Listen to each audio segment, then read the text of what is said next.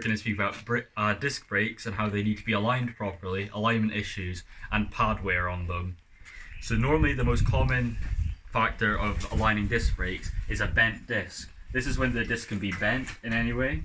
It can be from hub bearings that have gone loose, causing the wheel to shake about, or from not attaching the axle through the fork correctly.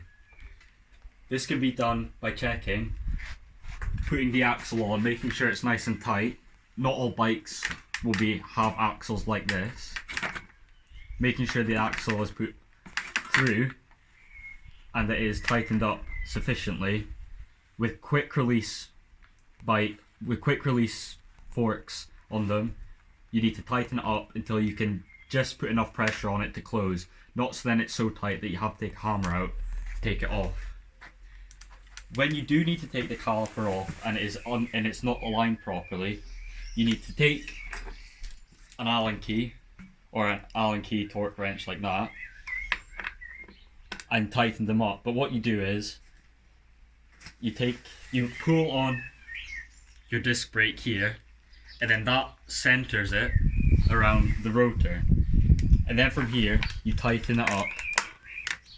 Mine was already tightened up, but you tighten it all the way up until it's not rubbing. For checking pads, you drop the wheel out,